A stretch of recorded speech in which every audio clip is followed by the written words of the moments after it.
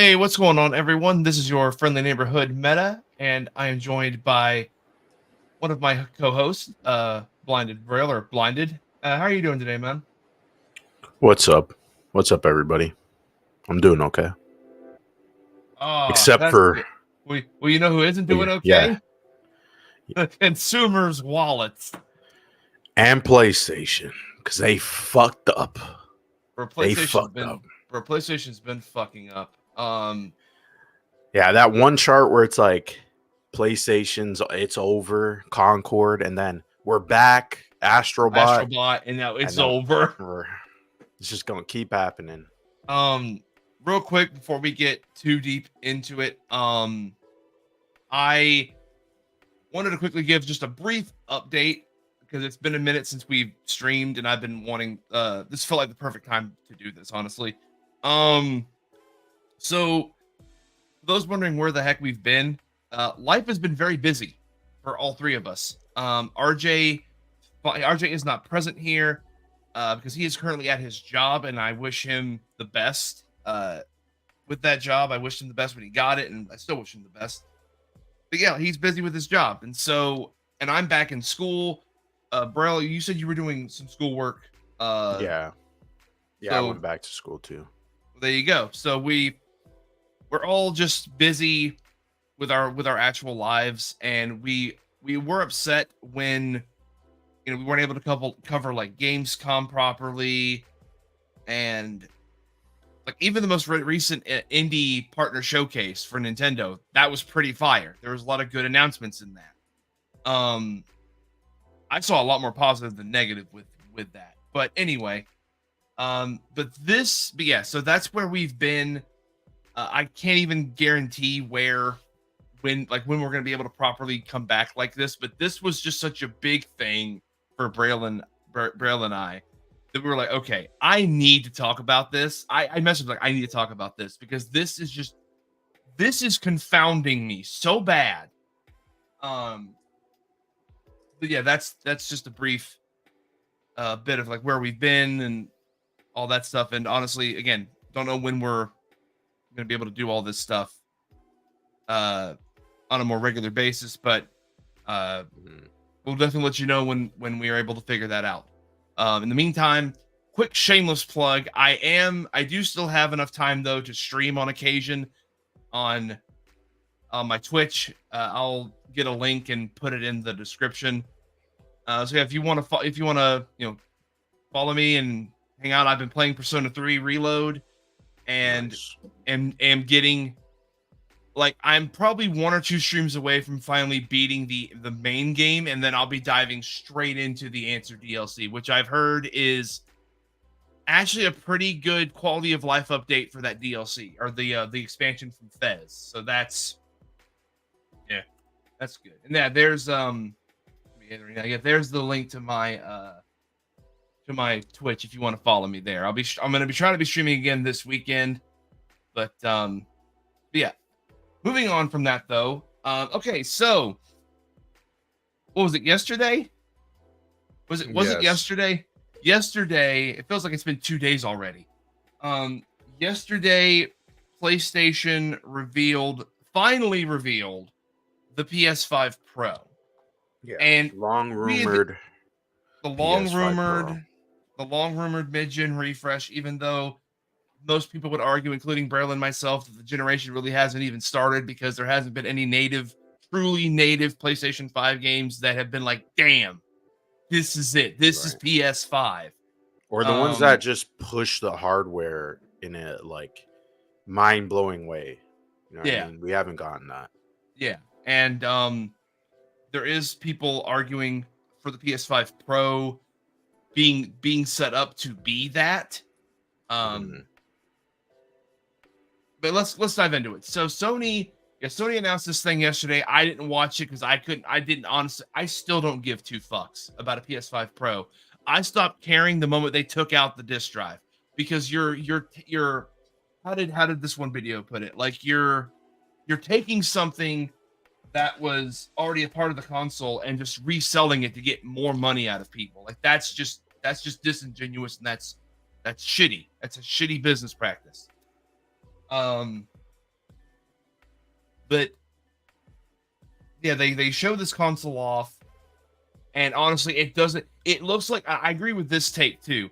The PS5 Pro is what we should have gotten as the base PS5. Well, I mean, it's kind of funny though, because this is just a base PS5 with a better GPU, and that's it. I mean, that's the main selling point, is that, oh yeah, the graphics look 40% better, whatever that means. Like, I hate when they always use numbers to say, oh well, it's better than the last one. That's fine. Yeah, on paper, the math, it's gonna look better, but how is that gonna work, practically? Like, are Well, games gonna look better?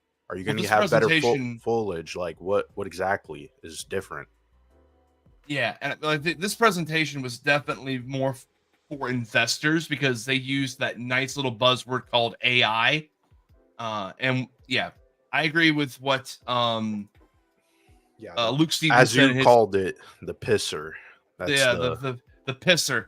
That's what they're calling the like the what is it, like DLSS, like that type of yeah, stuff for PlayStation. They're calling it the PSSR or pisser. And you know what? right. I thought about this, like, yeah, it should be called pisser because that's what they're taking out of the consumer base. They're taking the pisser out of them. Well, I also wonder too. They didn't go in like complete depth, but what is stopping them from putting that on the base PS5? Like, what's the technical reason for it? Like, and that wasn't given.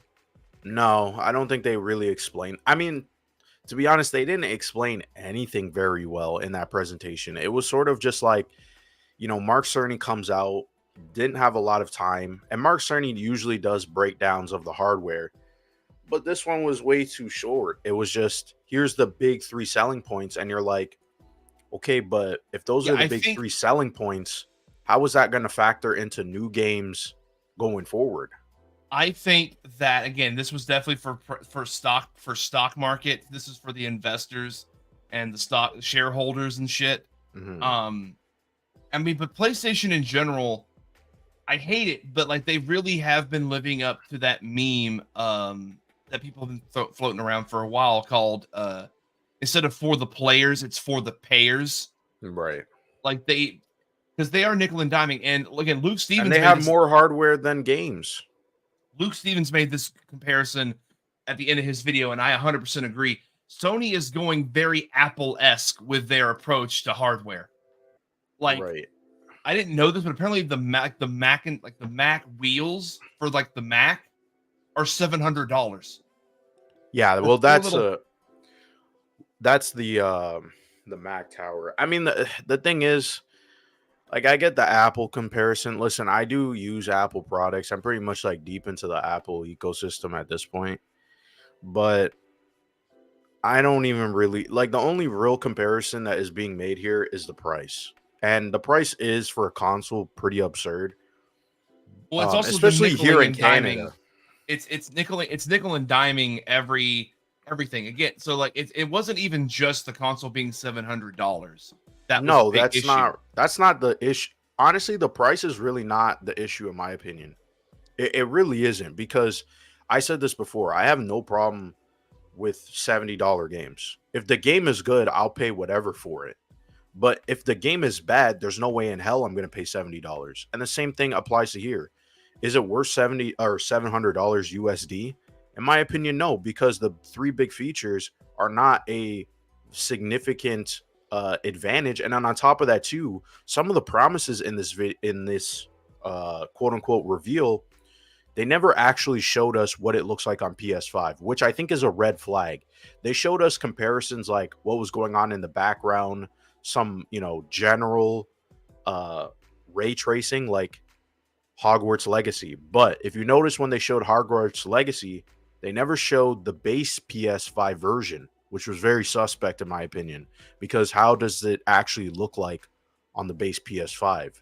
And is that footage, is that even at 60 frames? I don't think so. I don't believe it is, because that's also another thing people are talking about, is that the promise that they're saying, and if you listen to their wording, they use weasel words. They are aiming for fidelity mode to have 60 FPS. aiming. That means it's not guaranteed to happen, but they're aiming for it. Now, this is what I mean. There's a lot of suspect things if you break it down, and not a lot of people are talking about. And so, I mean, we'll get into it, but yeah, it's just insane in my opinion. Like, I'll say this, and again, I'm going to be using this video as a reference because it's just a very good video. I watched it today while I was driving, or at least I listened to it while I was driving. I should actually say it that way. I wasn't watching it, but I was listening to it. So when Luke streamed the event, he had over 1,000 people watching, and he asked them with a poll, "Do you think this is a insane price?" Overwhelmingly, they said yes, because it's the stand. It really is $800 if you want to play your disc games. What's up, RJ? We've only been live for a couple of minutes now. Minutes, yeah. But I mean, yeah, that is true. And yeah. I've low key have a hit post, y'all. I sometimes put out bangers. But I posted about Sony.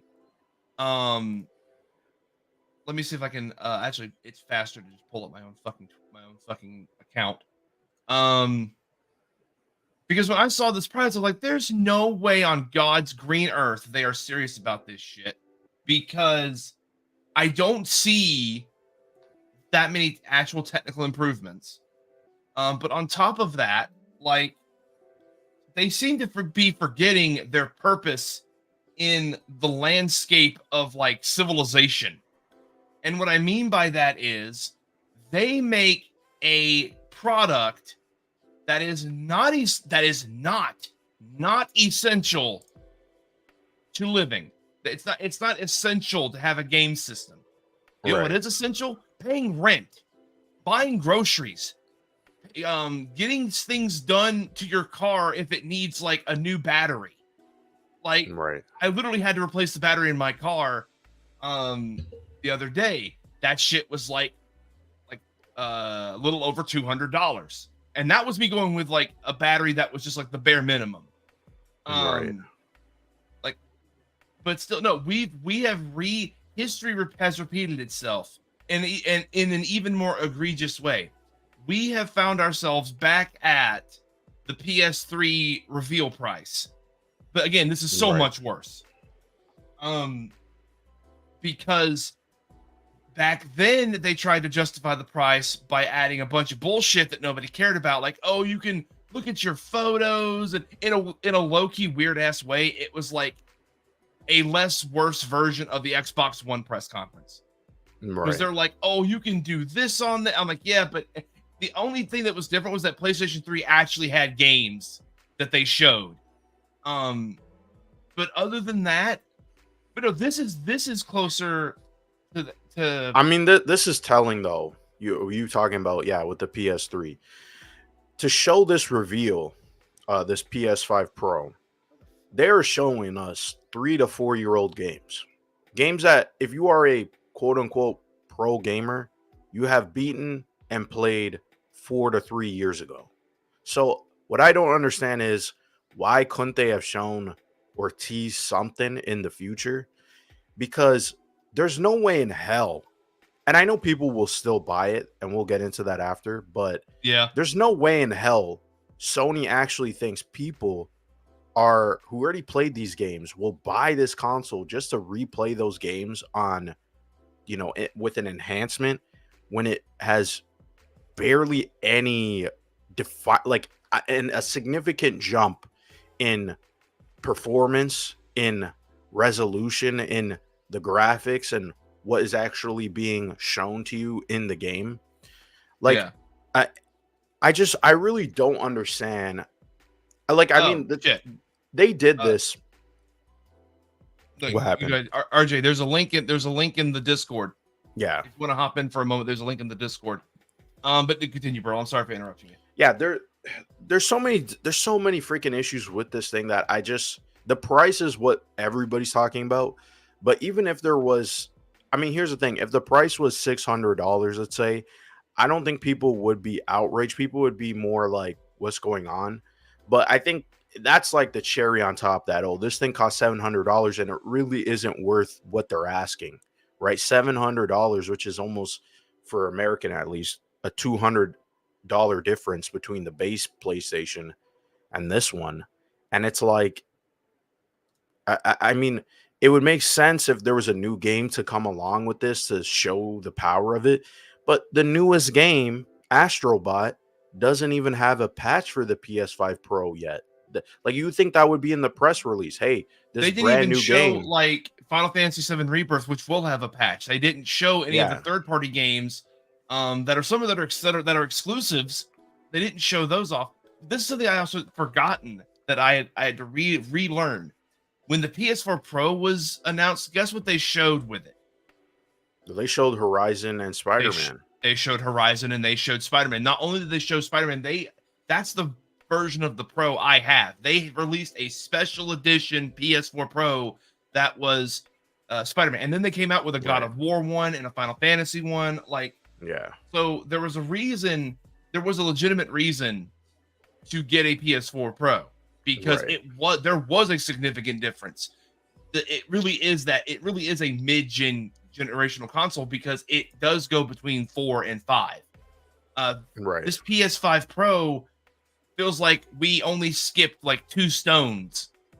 And I shared this. Feels like we haven't skipped any stones, to be honest. Well, I shared this in our group chat. Like, I agree with the person that I reposted their thing about saying like graphical fidelity really has, like, it peaked 15 years ago, and for some reason, like, people are still trying to say like it can be better, but it's like, no, graphics have gotten as good as they're gonna get, as Right. far as like looking realistic. And another one that Well, here's the thing. And I mentioned to you this, but I didn't say what it was. But basically, in this presentation, one of the most interesting things said by Mark Cerny was the fact that they said an overwhelming amount of players, I think it was 71%, play on performance mode. they play on 60 FPS. So that is very interesting because for the longest time, developers used to always say, oh, we don't prioritize performance because we want it to be more cinematic and we want to focus on graphics and the visuals. Well, now there's evidence to show that console players do prefer performance, Yeah, and there's yeah. no excuse anymore. So Yeah, if it's you just have the like, evidence, I hope next generation there is now a consideration for performance, because I would much rather take a game at, like, let's say 1440p or 1080p upscale. I don't really give a shit about graphics. I do have a 4K monitor. It's a pretty nice one. But I really don't care about the visuals or the graphics. I do care way more about performance of a game because that's the overall experience. That's how the game is going to feel and function. right. So, but you got people who also too, and this is also another like problem with the gaming community, where when a console or like bleeding edge comes out, they're always like, I need to buy like the most premium OLED TV. I need the best of the best to justify this price. And I feel like this whole like bleeding edge conversation has now been proven that, yeah, just because you have the bleeding edge doesn't mean they're going to make bleeding edge products for it. It's just going to be the same shit that everybody else is going to get. So what's the point of getting the most expensive version of everything? It's pointless. It's really only for Tech specific bros. kind of people. Yeah. Tech Like, bros, it's kind of, these I freaking- mean, yeah, go. It's- Sorry. It's the people, it's the tech bros. Also, welcome, RJ. What's up? Hello. It's the tech bros, Braille, that have really come in and shanghaied gaming from us. Like, they're the ones that have been changing the narrative, be like, oh, you must have the most recent things ever for it to be the best quality experience ever. And it's like, bro, like, Nah, yeah. that's not entirely true. Like, they're also the ones that came in and ruined the fucking retro scene too. Oh, this game that's from PS1, it's worth $400. I'm like, excuse me? What? No. What? Yeah. I assume we're talking about PS5 Pro. Yeah, and I have Yeah. you didn't answer my question in our Discord, so I'm gonna ask you this again. I know that RJ, you have said that you are interested in getting the PS5 Pro, but just so that you can really give your dad your PS5 and you have the PS5 Pro. PlayStation on their website. I find this to be hilarious that they did this around the same time they announced this new one, but they are on PlayStation Direct releasing refurbished PS5s. So like, I guess my question is like, there isn't really a noticeable difference in like the GPU or really anything unless like you stop and you actually like zoom in to the backgrounds and shit. So like, why would you consider getting a PS5 Pro over like another PS5 or even a refurbished one that's of like good quality? I think it's because, for me at least, the only reason I'd even consider getting another PS5 in general is because I'd want one that was an upgrade of some kind. Like, if I'm gonna get a new console, I would just get a new one that like could do feasibly more, or at least some sense of doing more than what I currently have. You know what I mean? No, I get it. It's like, but that's what Brill and I have been talking about. Is that like, it really doesn't. It really feels like they're saying that this thing does more, but we can't see it because. I mean, they have to really. I mean, the only people I'm going to trust is Digital Foundry.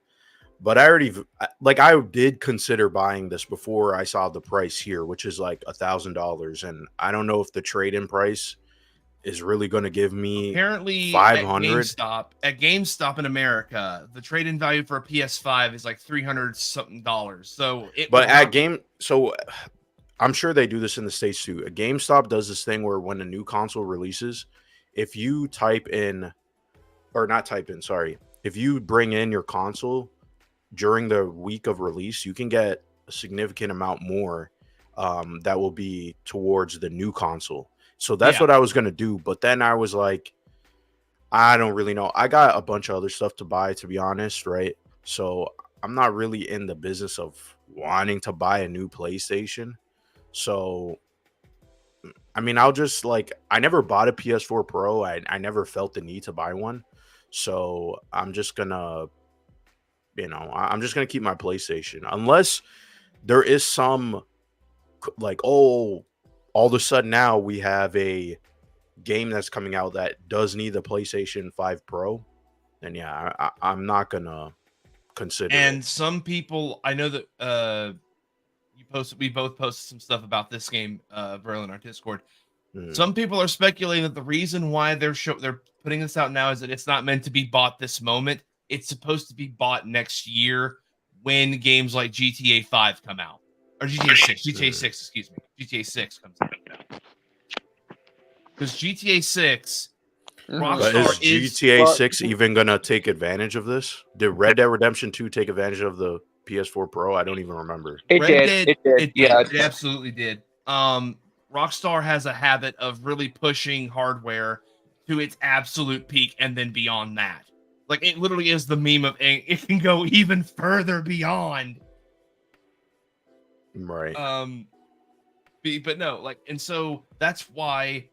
But you're only going to be getting, because this is also another thing too, that if you're not really technical, you're not really understand what they're saying. Because one of the things that was said in this presentation, and I said it just recently, was that they're aiming to have 60 FPS on fidelity mode. Now, the problem with that is the GPU isn't what's going to give you more frames. It's the CPU.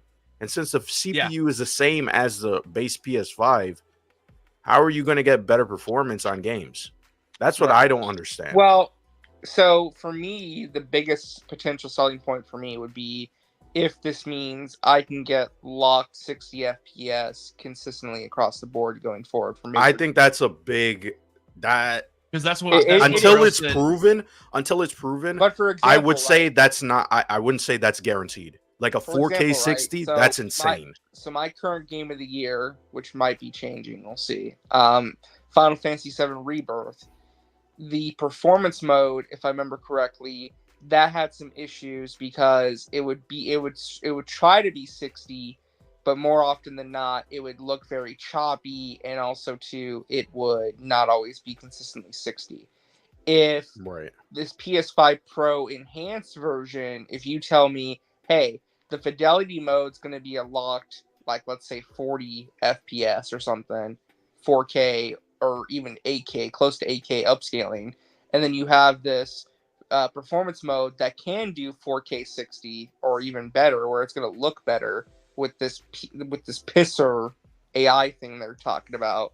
I'm just calling it the pisser. I love it. It's called the pisser. You know, that would be maybe worth it for me, because, you know, I would like to be able to play the game in 60 FPS but still get the nice visuals, you know? I mean, I think because I was watching Digital Foundry. I haven't played that game, but they said Yeah. that it's running at it's 720p being upscaled on the performance mode. So that this is, And they said in the presentation that it would get a graphical enhancement. But again, none of this is we were going to have to wait until it actually comes out, because all the claims that they've made, they don't make a lot of sense. It's like, okay, there's certain games that are already running at a decent frame rate on performance mode. But if you want better performance, that's not really going to come with hardware. That's going to come with the developers trying to optimize the system.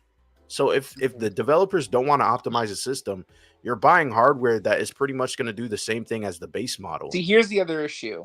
They should not have done a technical reveal like this on a stream, because streams you can barely tell the difference, because the image quality is not going to be there.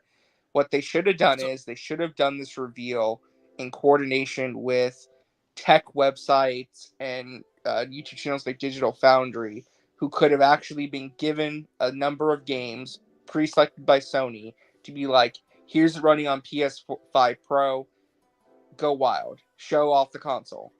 But you want to know why they didn't do that? At least when it comes to these certain games. You want to know why? Because I know what you're going to say. But what I was getting to is, if they have Sony come in and dictate what games are shown, they can show the best qualities of the system versus giving them carte blanche. It's still misleading, but the reason why they didn't do that is because there's nothing. When Digital Foundry gets their hands on it, they're going to tell you there is a difference. Is it a significant difference? No. It might even be unnoticeable to most people because it's a graphical difference. And the performance mode, that's the one where it's like, if you notice what he's saying, it's very washy. It's not a guaranteed. And on top of that, too, they're still saying that it can run 8K, as if 8K TVs are really being bought up, even by like what?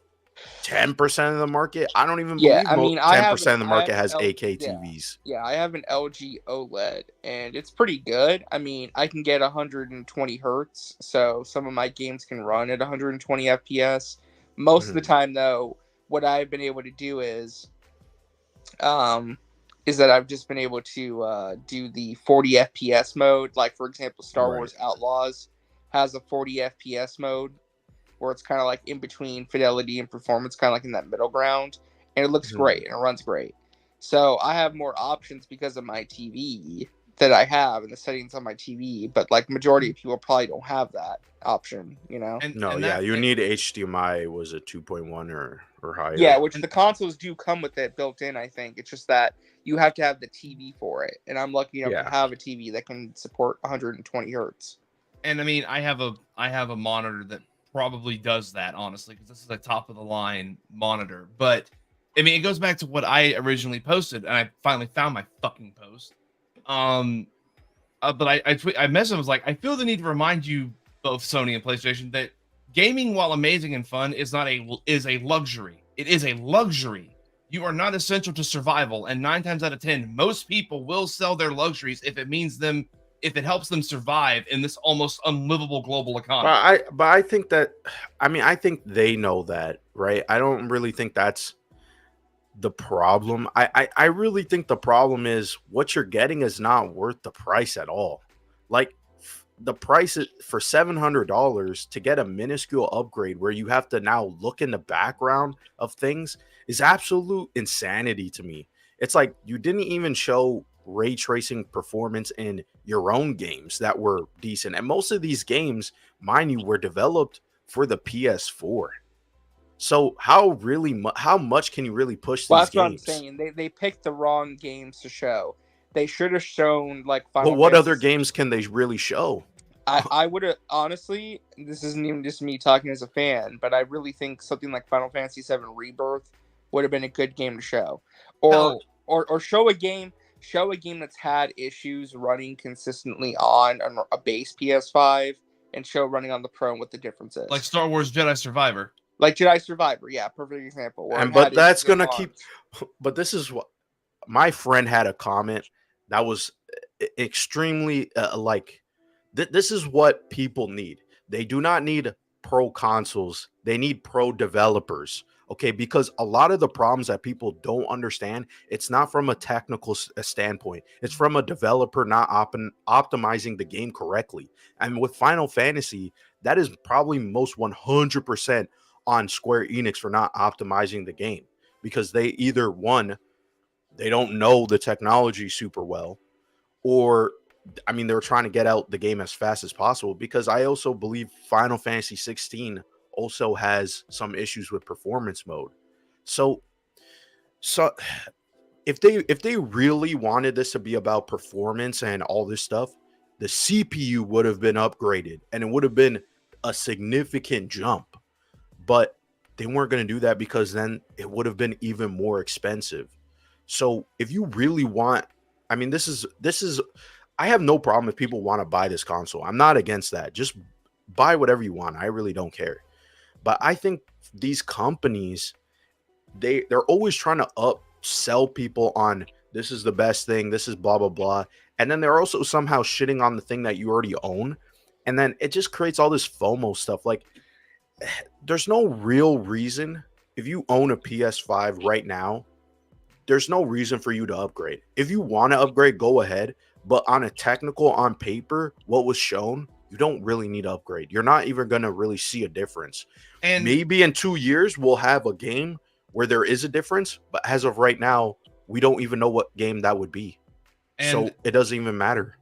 and like we talked about this before the stream, bro, but like with how much they're asking for, I'm gonna say this in the most positive. There's a positive way to say this, and it's like, hey, bud, like I know that you may be a part of the Sony ecosystem, because I'm again, longtime PlayStation fan here, but if I'm trying to convince people to not buy PS5 Pro and to just like do what I think would be the actual logical thing and just get a PC, and that is like, by that point you are going to get a better machine than what the PS5 Pro is even offering if you just spend a couple extra $100, because it's already at $800 with the disc drive and the fucking stand. Right. It really you'll is get better- $800. By the you'll- way, I was gonna say this. It really is $800 or whatever it would be when you add on American. Because Yeah. if this is aimed at pro gamers, aren't pro gamers more likely to have a physical collection? Yeah. So that's also something that doesn't really make a lot of sense. Is we're gonna have a But digital honestly, this version. This is part of a deeper conversation we'll have to have. This is just the first step. I am starting to believe that when, like, let's say the PS6 launches in 2028, 2029, it's not going to come with the disc drive either. Because I think that's the case. Yeah. I genuinely believe that they are starting to phase out physical media, starting with the next generation. I don't even know. The if problem is, I So- really do hope the law does catch up with Sony, because them getting rid of physical games means that they do control their own marketplace. And I'm not sure if you guys are aware of this, but you cannot buy a digital code for a PlayStation game anymore on other marketplace. Yeah, you can only buy digital games on their It's digital becoming a storefront. very monopolistic. Which I would say, remember that might open a can of worms, because Amazon has had problems with cramping down on their own marketplace, where you can't buy certain products on other stores. It only is on Amazon, which yeah, that tends to be a gray area, and I don't know how Sony's going to navigate it. And the problem is too, we people been hyping up PlayStation like crazy, even though they really don't deserve no hyping up this generation. Right from the start, by the way, it was right from the fucking start. The PS5, when they started lying about this generation and saying these games are actually going to be cross-gen, that's when shit started getting funky. But we let fucking PlayStation just take over. Because Well, if PlayStation Xbox was on a strong footing, I guarantee you this But shit would that's not have But happened. that's also Xbox's fault too for what they did, because they, I mean, what else were people supposed? I mean, again, Phil Spencer said this. I know Phil Spencer says a lot of stuff, but he was right about one thing. Xbox lost the worst generation you could have lost, because the Xbox One PS4 generation was when people started building up the digital libraries. So people became attached to those consoles, that console ecosystem. So it's very hard to get people to even want to invest in Xbox if they're not already invested in the platform. And yeah, and we're already seeing the effects of what an actual unopposed Sony looks like. Because I learned that the CFO is one of the reasons, and I'm actually starting to agree with what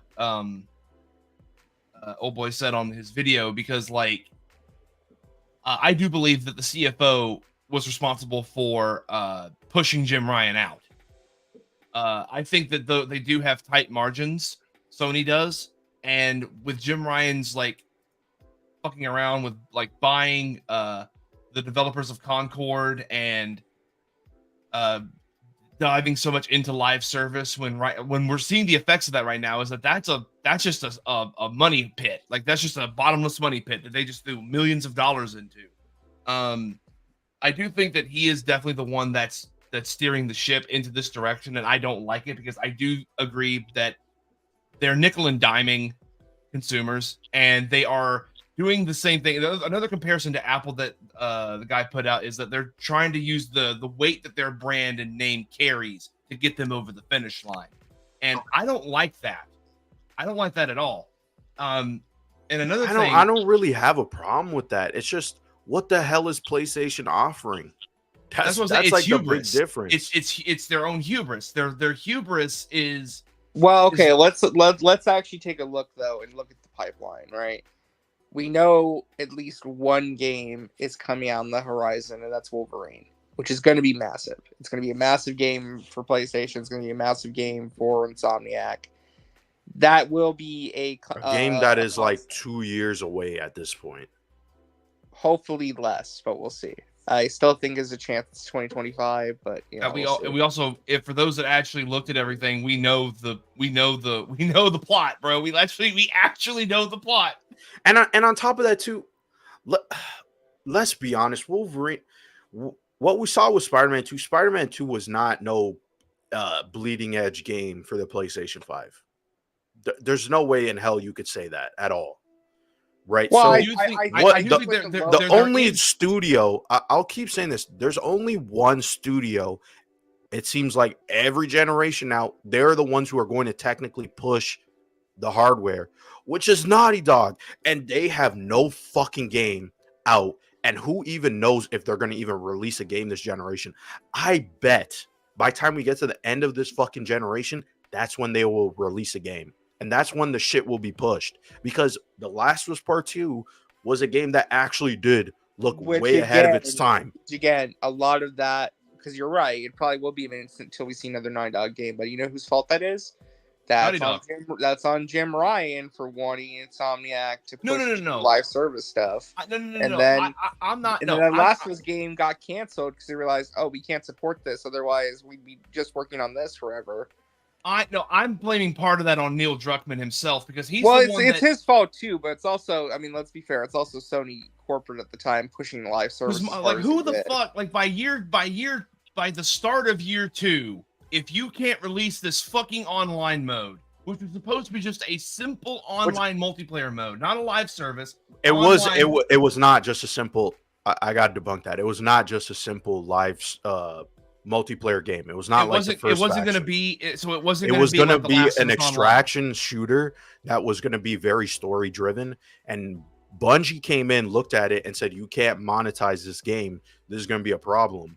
And that's the reason why they just decided to cancel it, because they had to make a critical decision, which was Naughty Dog either becomes a live service studio or they continue doing what they're known for, which is single player games. Yeah, and that's what they decided to do. They're like, you know what? Yeah.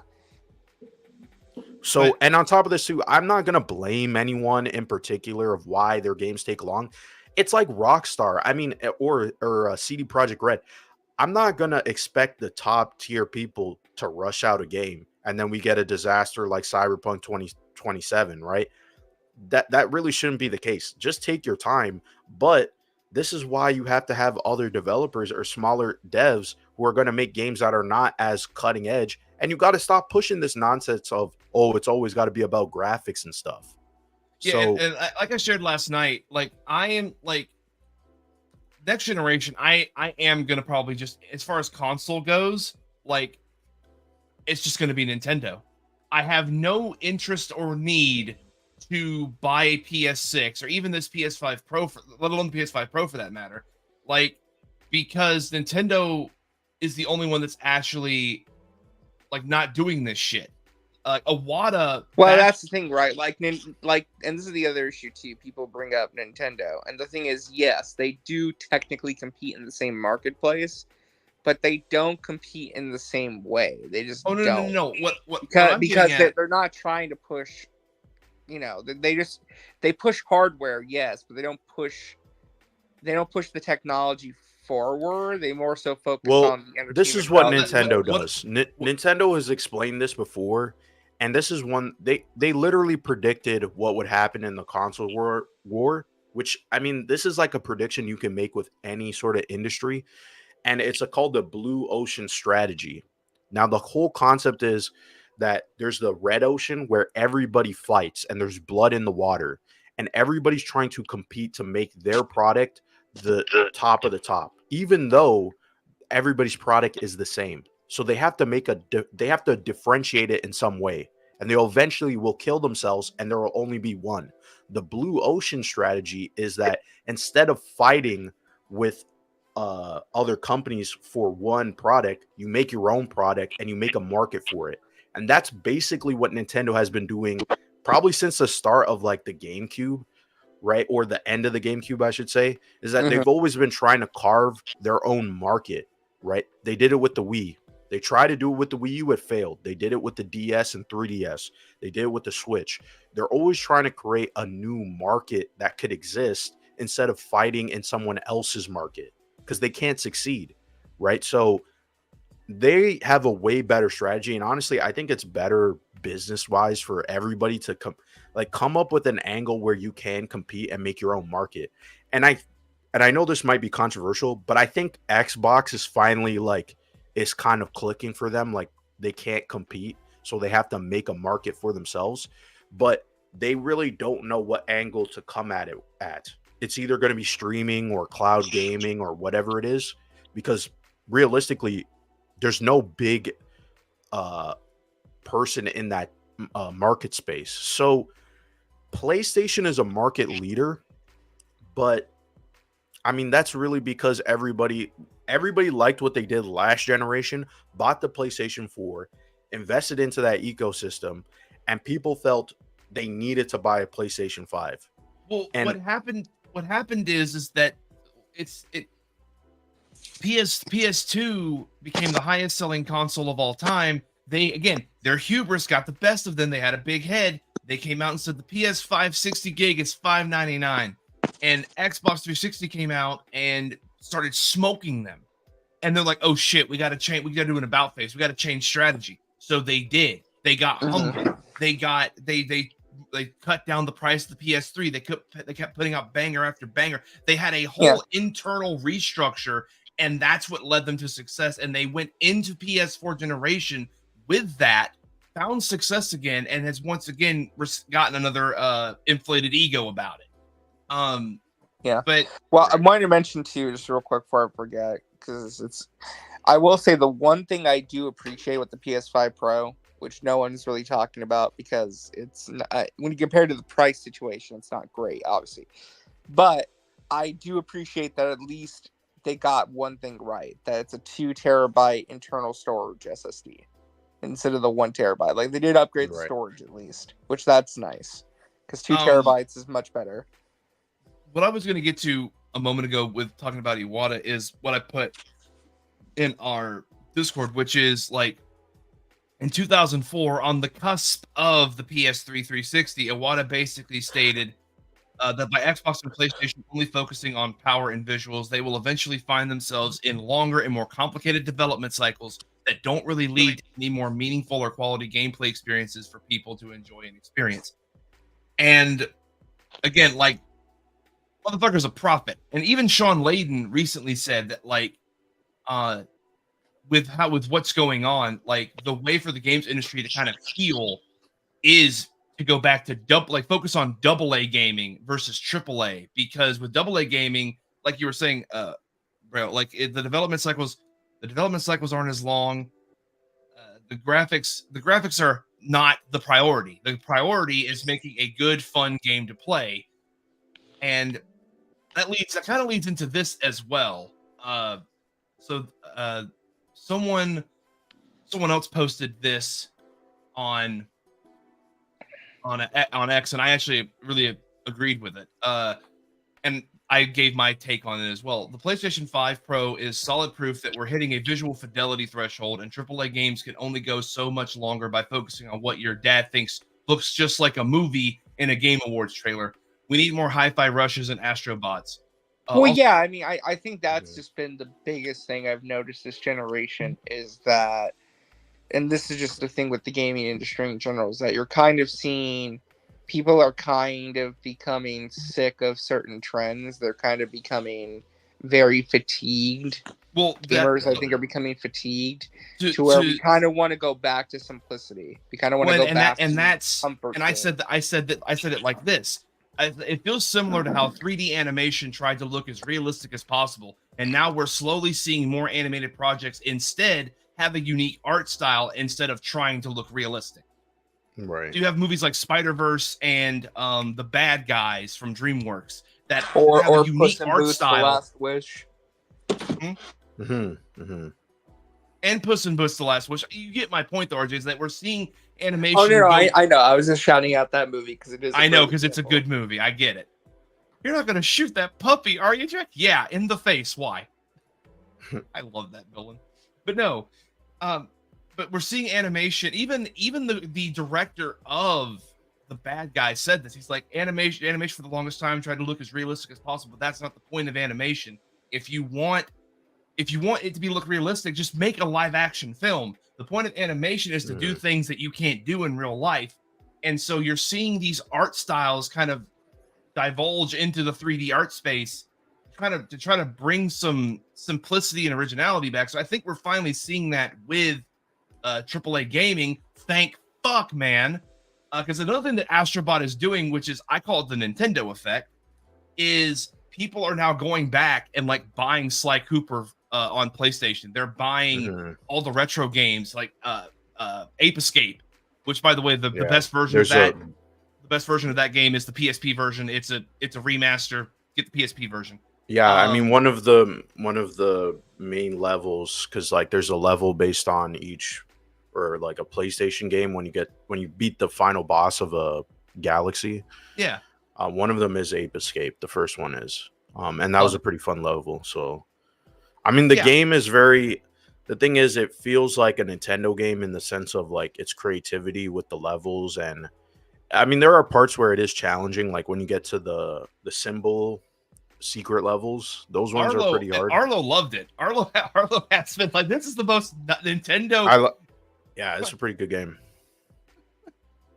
I would say it is game of the year because it's like there's so many different things that it does extremely well, and it is very fun. It's very addictive to just like go, redo a level just because it's like, oh wow, there's like so much. I did peek at all of the bots that are in there, and my goodness, like the representation and the history because yeah, when you like go to like the little area where all these bots are, there's a sign the that like crash, shows the 30. crash site. That shows the 30th, and I'm like, it feels like a Smash mode. Like everyone is here almost.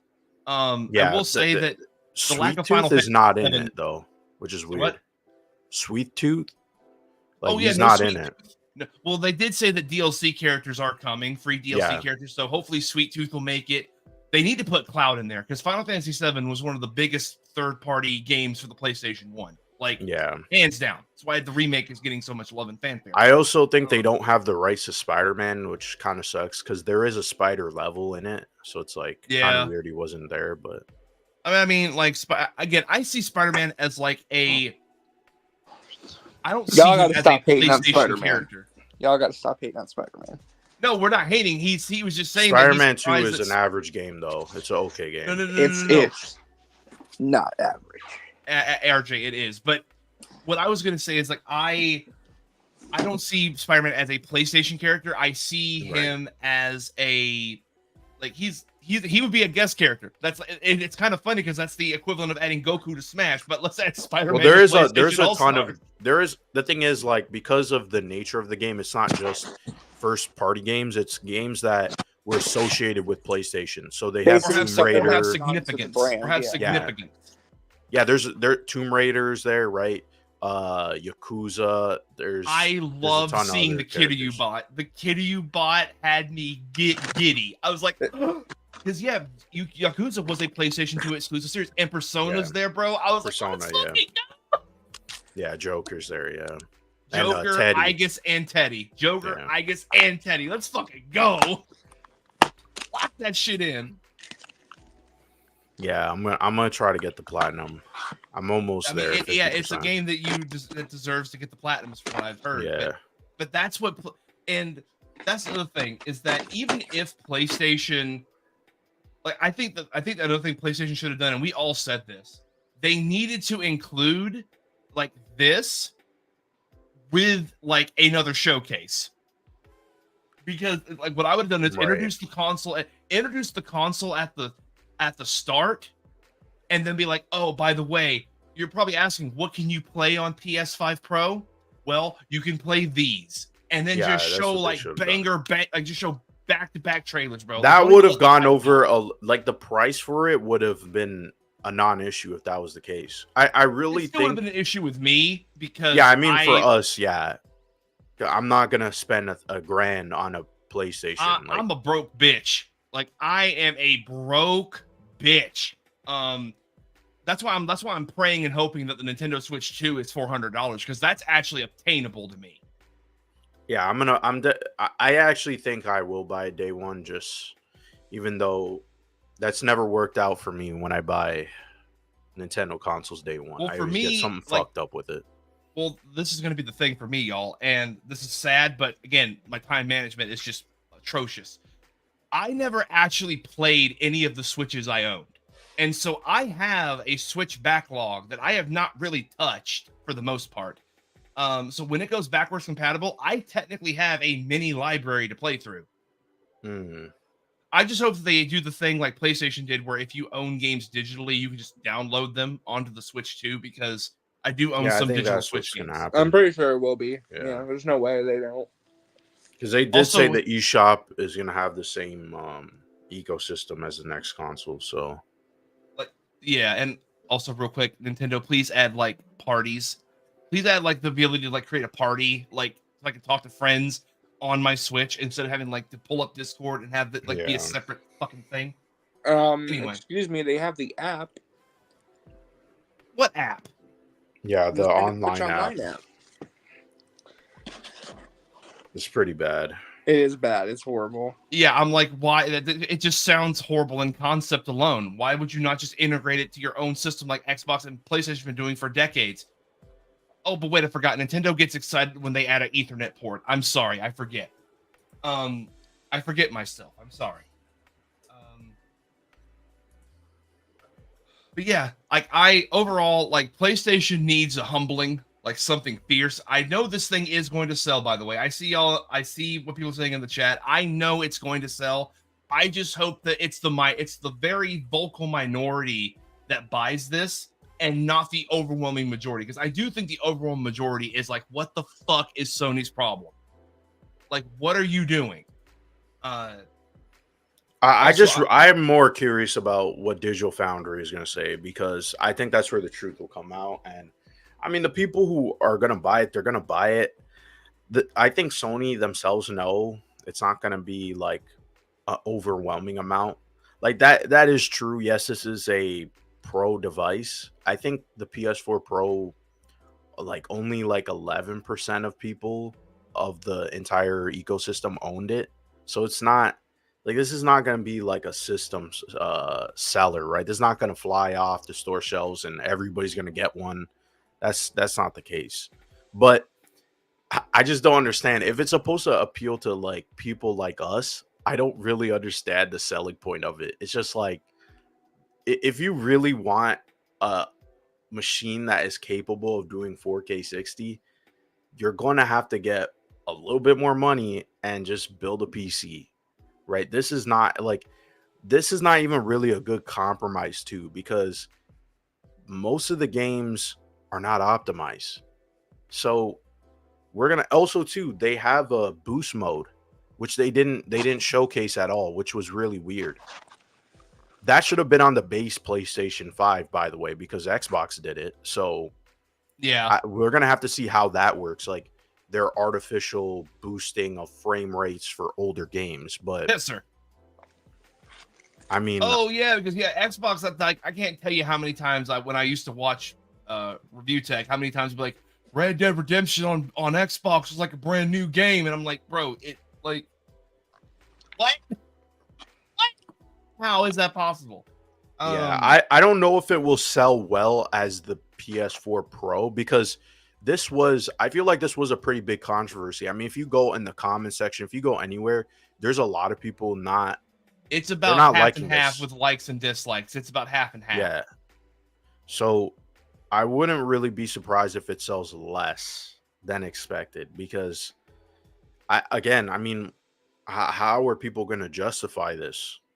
Right? I don't know. Well, they're saying that if you're poor, you want the upgrade.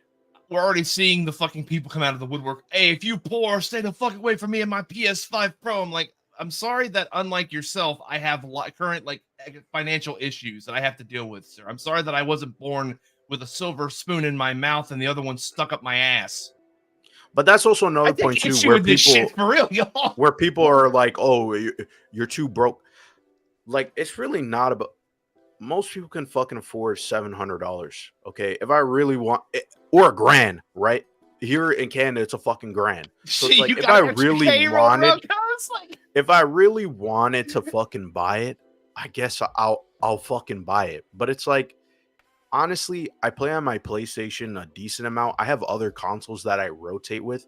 I really also don't have that much free time.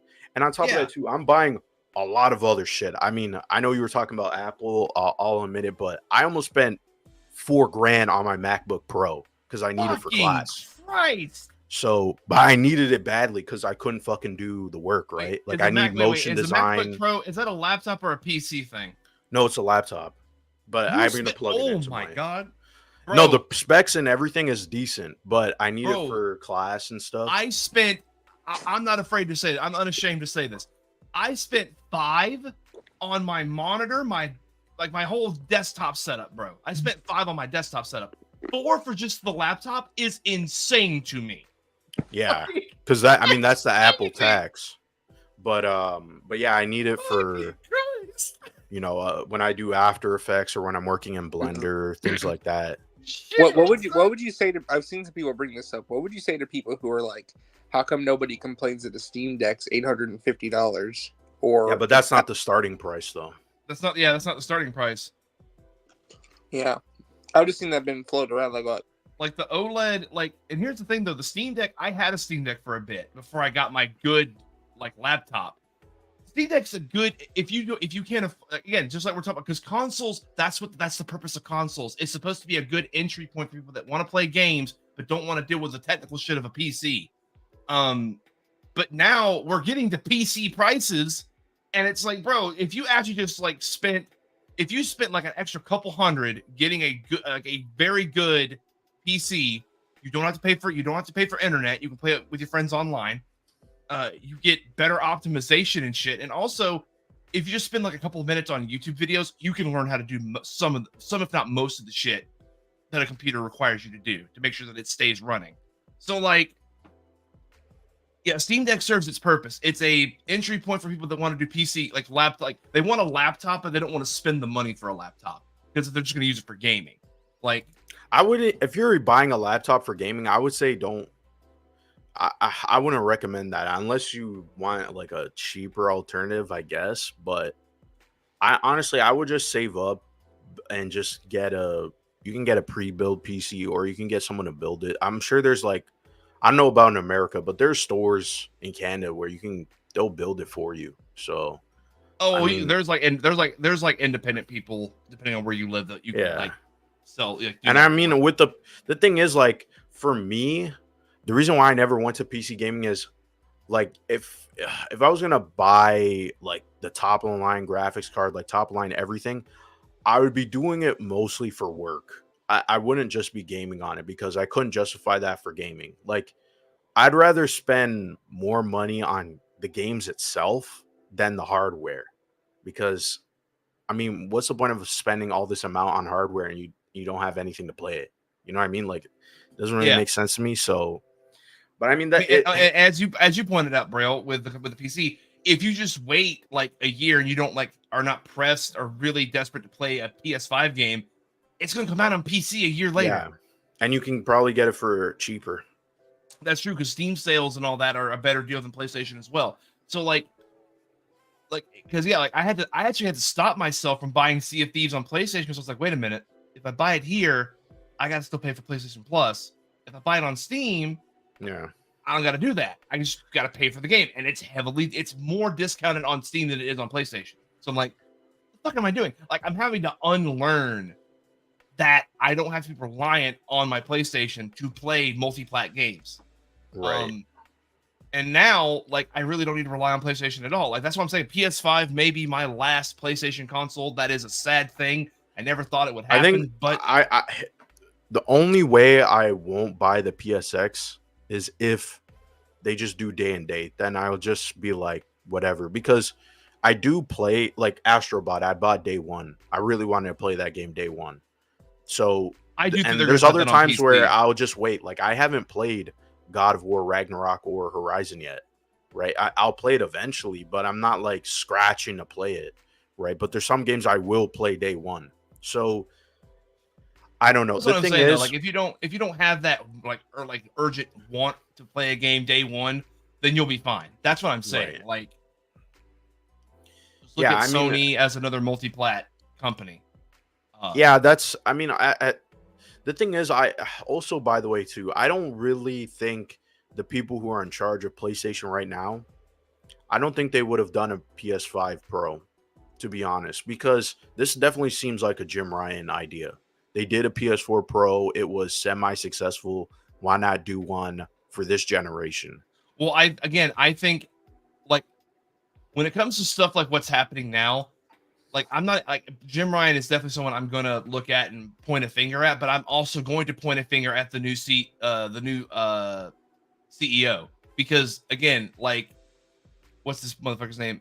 Totoki, yeah, and Herman Hiroki Totoki, like he's the one that has to approve all this shit. He's the one that has to. But this was approved way before he even got into power. That's what I mean. Well, this was not just like a couple months ago they did this. I mean, this is also another thing too, that they were designing the PS5 Pro since the release of the original PlayStation 5. So it's been 4 years, because they have to do research and development. They have to go to studios and ask them and do tests, and then they usually configure the hardware, and then they finalize it, and then they manufacture it. So they do spend a lot of money into doing this. And this is why, if it does sell, we'll get a PlayStation 6 Pro. But if it doesn't, they're not going to, because it's a waste of money for them. And that's why they didn't put the disc drive, because it's a waste of money for them to do that, to have two different SKUs on the market.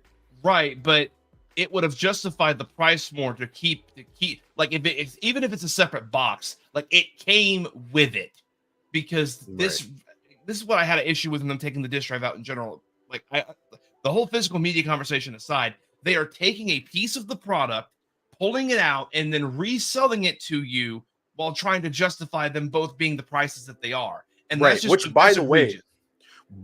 way, that doesn't even this is why I say Jeff Keighley's a fucking idiot, because he put Bro up must really love the taste of leather. He's a fucking idiot because hold on a minute. Oh man, give me a second. Okay, yeah, he's a fucking idiot because he's posting the inflation, and it's like, but you didn't put in the disk drive. All the other consoles had. All the other ones had a disk drive, bro. So that means it's over $800, and that means with inflation, it is the most expensive PlayStation. That's why people are upset. So, like that's what I'm saying. Some of these people bending over backwards to defend this somehow, like I really don't understand. Like this is when I was on Threads. I posted, hey, this shit costs like $1,000. Here's the math, and I said it's absolute insane to charge $1,000 midway through the generation. By the way, we're 3 years away from the end of the generation. Yeah. Yeah, because PS6 no generation has lasted over 7 years. Yeah, PS6 is most likely 2028 or 2029. Yeah, so you're charging this absorbent amount of money for a console that barely has games.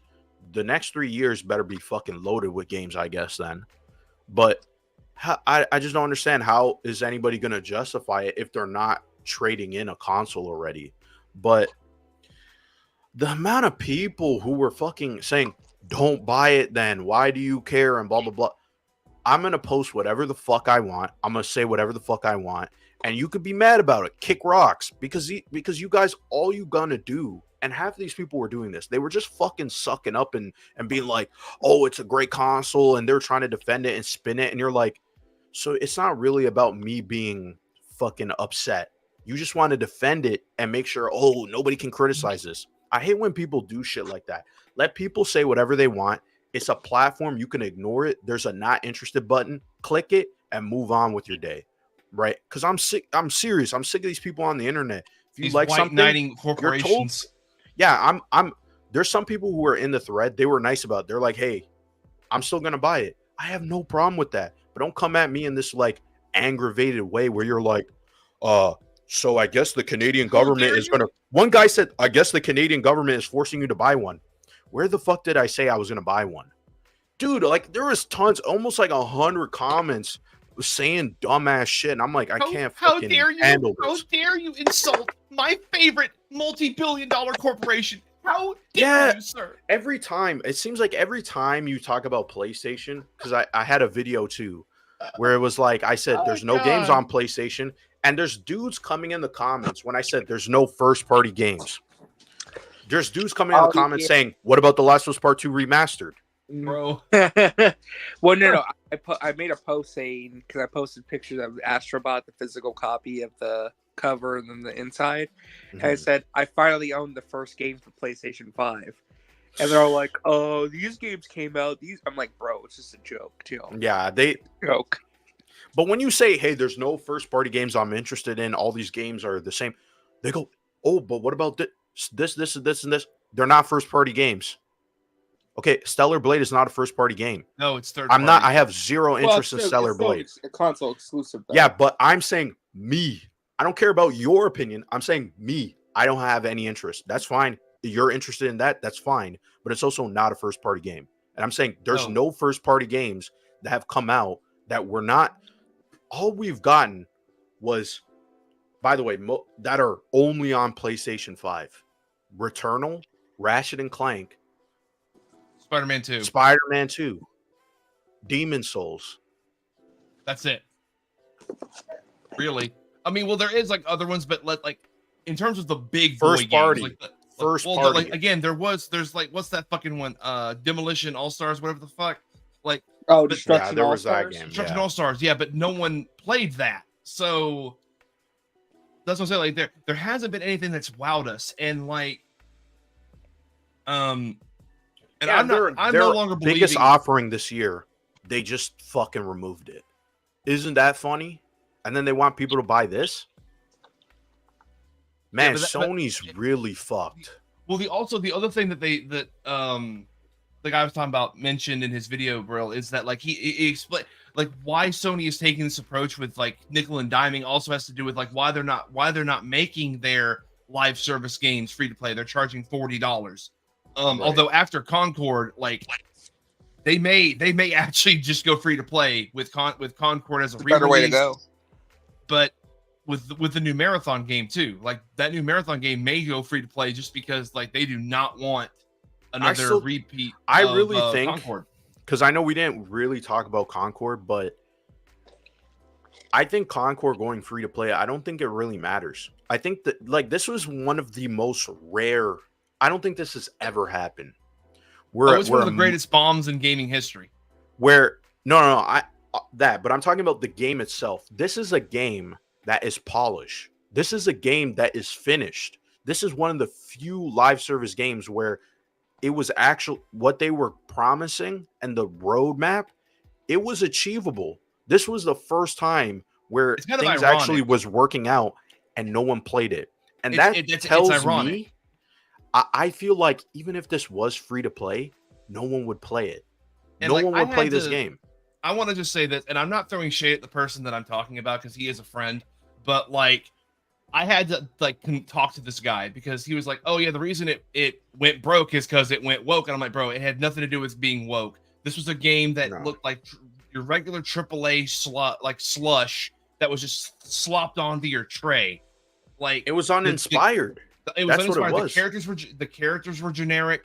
The like not even just the characters, but like the designs were just so like the humor, the branding of it. It was just generic. The level design and everything was just meh. And again, Arlo called it like it's your casual AAA slop, and that's what it is. Had nothing to do with fucking black people and Asians being in it. Like I had to immediately shut him down. I'm like, do not say that shit. That is a fucking buzzword that means literally nothing. The reason why this game failed is because it is nothing. It didn't have a general appeal. That because it's like the people who played it, they were saying it was actually decent. They would continue playing it. I totally get that. That's fine. But I think generally, right, if you're pointing out this is why they killed the game. That's another thing people don't understand. They didn't kill the game because it didn't sell well. Well, yes and no, but they killed it because there was no players. So when you have no players in a live service game, it's unplayable. There's also nothing to build upon either. If there's no foundation, there's something to build forward. Yeah, but it's not even that because this happens with games. If you do not have a specific type, or if you don't have a lot of people playing your game, you're gonna have ping issues. You're gonna have problems. Overall connection issues. You're gonna have problems with you. Some people are saying they couldn't even get into a match, and they were waiting for almost an hour because no one's playing. And they had to pair you up with people who are across the world. That's going to be terrible for connection. And so that was the reason why they pulled the plug, because if someone spent $40 on that game, they couldn't play it. And that would have been that could have been a lawsuit. We all know the real reason the game failed, though, right? It's because it's because of wokeness and RJ. I just said the character designs. That's what the crazies on Twitter will say. Bro, I had to stop my buddy. I'm like, bro, because like I had to explain, like when you say that, like I had to break it down. Like when you say that, there is a group of people that you're going to be immediately associated with, and I do not want that for you. Like, so like explain to me why you say that. He's like, oh, I'm like, no, it's. I will say this though. I'm not going to call it woke, but it's one of these examples of checkbox diversity, where the diversity is not sincere. It's not made by the people who are being represented, and as a result, it just feels generic. Bro, call it. Look at that. We should pull up some of these designs. They are pull them up. Actually, let's pull them up. Or if one of you wants to, I'll pull them up. But real quick, just call what I've been calling that is glorified tokenism. I mean, it's the thing is, it's not. What is tokenism? Is when it's like we bring in someone who's a minority and they're just there in the background just to be the minority. But these are main characters, so it's not tokenism. I will just call it checkbox diversity. It's not some glorified tokenism is tokenism, but like again, they're the main characters. That's what I'm saying. That's what I'm saying because like you have okay. That's my definition of glorified tokenism. Because if you look at what tokenism is, it's like, hey, we need more black people, and so they just put more black people in the background. Like, oh, we need more black leads. It's like, okay, well, I'm gonna make this character. He's not gonna have any personality. And also, like, I had to like have a whole conversation about like being like a misnomer because he was like, oh, if you turn, it was the fucking argument, and we've all had this argument on Twitter. I know RJ has a lot with the Phantom Menace, but it's like, oh, if you turn T'Challa white, I'm like, bro, the race of Black Panther matters. Is important to the story. And his argument was like, in the Rings of Power, the elves shouldn't be black and everything. I'm like, the race of the elves does not matter in fucking Lord of the Rings. Not once has anyone told me that the race of the elves matters. Like, please stop this shit. No, if there's no story reason or I would say, yeah, I feel like it should be, there needs to be a story reason. But then the thing is, people will come at you and say, and I think it is a fair rebuttal, to be fair, but it's like, but at what point is it a story related, right?